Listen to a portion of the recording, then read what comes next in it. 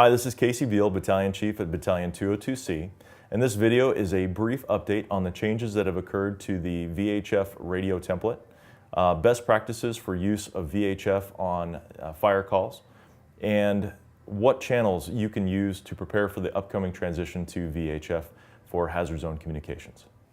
All right, first off, we're going to turn the radio on, and we're going to go straight to the B deck. Mesa Fire Dispatch. When we turn the radio on and the quick select is in the B position, we now have the changes to the B deck. First thing you'll notice is MFD Fire 1. As we go up in the channels, we have Mesa Fire B2. Channel 2 is now B2. Mesa Fire B3. And lastly, Mesa Fire B4.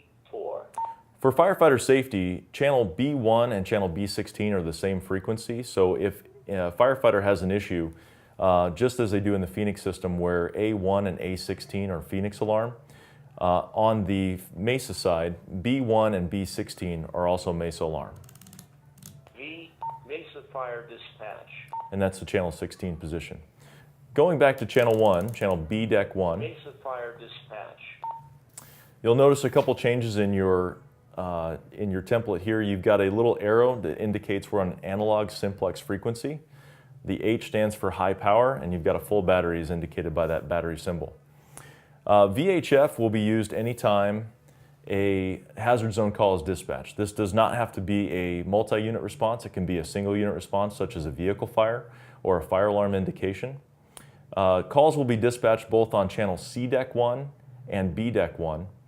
Calls will be assigned to B deck 2, B deck 3, or B deck 4, and you can anticipate B deck 2 being the first out tactical frequency for structure fires, apartment fires of that nature. If it's going to be a single unit response, such as a car fire or a fire alarm, B deck 3 or B deck 4 will be likely assigned to those. We're still working with the airports to see which VHF channel the airports will be assigned to, because we realize that the airports get the calls before fire dispatch does, before Mesa alarm, and those units have to have a pre-assigned frequency, and we're working with operations on that with more information to come later. As I mentioned when we turned on the radio, the changes, one of the biggest changes you'll notice is the K deck for Phoenix Fire was removed from the B quick select button. The A deck A1 Dispatch. remains Phoenix Fire Dispatch. The B deck Mesa Fire Dispatch. is now Mesa Alarm, but Mesa Alarm only has channels 1 through 4. Mesa Fire B4. As we go down further in the B deck, Black Canyon Fire 1. Black Canyon City that's next up, Rural Metro 2. Rural Metro Channel 2 and then Rural Metro Channel 5 Metro 5. are also on the B deck. Continuing on, G Fire 1. you have Casa Grande Fire 1, 2, and 3. G Fire 3. V Fire 21. The V Fire 21 channels are something that nobody's ever going to be assigned to unless you're working outside of this jurisdiction. The V just stands for VHF. MCSO.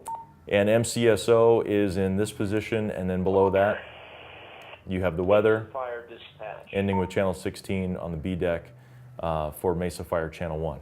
So going back to Mesa Fire Channel 1 in the 1 position, Mesa Fire Dispatch. you'll notice that 1 and 16 are the same. 16 is no longer the guard channel. One of the things about VHF that's a built-in safety feature is that VHF acts as its own guard frequency. When we begin assigning actual tactical calls or actual hazard zone calls to the VHF deck, you will no longer need to monitor the guard channel because VHF acts as its own guard frequency. So the guard frequency will go away and we'll no longer have rescue monitor the guard channel. Going over best practices with VHF, when you transmit on VHF, unlike the 800 megahertz, you're only going to get a single beep tone, and then you're live and transmitting on VHF. This will be something to get used to. It's important to use the order model as far as who you are, what unit you want to contact, and then repeating everything back. Again, you're only going to get this. What that does is it doesn't give you priority on the channel. When you transmit on VHF, somebody else can also transmit at the same time. That's why it's very important to use the order model, because you want to make sure the message is sent and received before the next sender of the next message starts to talk, either to command or to a sector. because units can walk on top of each other. If two people happen to transmit at the same time, or two units do, typically the most powerful radio will win. And also there's an opportunity for command or two sectors to hear two people talking at the same time. If that happens, command will just ask that the units to stand by, and command will typically call the unit that he or she wants to talk to as order of priority. Interior over staging, for example, would be an order of priority. It's important to note that VHF works on the same principles that 800 megahertz does, as far as there's going to be issues with barriers. If you're working in a basement, or you're working in an area with a lot of reinforced concrete, a confined space, one of the nice things about VHF is that radio to radio, you will never lose communications. However, if you go subgrade, or you're in an area of confined space, you may lose communications with command. In the past, with 800 megahertz, you lose communication with the infrastructure. With VHF being a direct frequency, you're just going to lose communications because of the man-made or natural barriers between you and the command officer. If that's to happen, one of the members will need to back out to reestablish communications with command, and then command will need to assign additional resources to that sector so that they can establish an uninterrupted line of sight communication amongst all members working on that frequency, to make sure that from command to the most forward person in that sector, communications are maintained and accountability is preserved. Just like in 800 megahertz communications, one of the most important things is to speak clearly, not yell into the microphone. The placement of the hand mics is going to be the same on VHF as it is 800 megahertz. Whether you're using the radio up against your SCBA mask, or the remote speaker mic, the lapel mic up against your mask, you still want to transmit in much the same way. VHF is analog, just as the human voice is analog.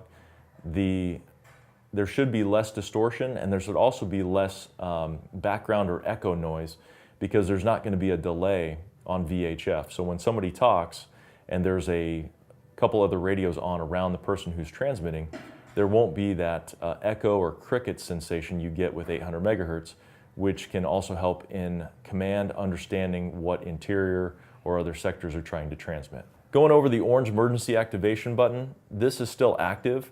You can use this, and if you depress this on channel 1 here, your radio will still alert in the emergency mode. You see how the screen turned red there. VHF uses a different type of transmission method of the emergency activation button.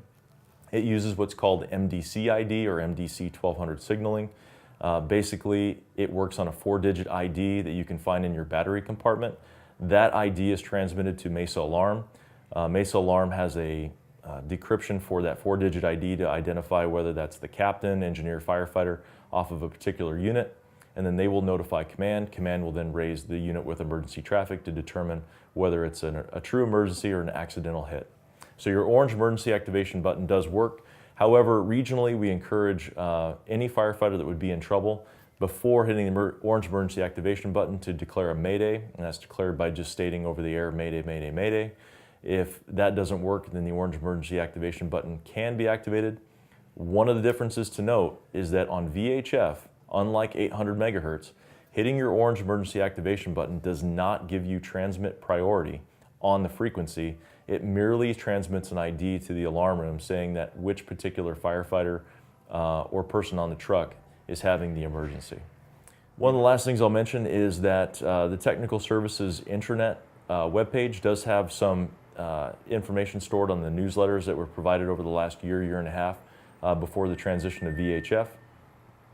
If members are looking for additional information as far as why we're going to VHF, what are the benefits of going to VHF over the 800 megahertz system, that information can be found on the Technical Services intranet page under the Technical Services newsletters. That's a brief overview of some of the changes to your VHF radio template. During second quarter MCS, we're going to do a briefing demonstrating all the items discussed with changes to your radio. We're also going to be using VHF for all the MCS drills.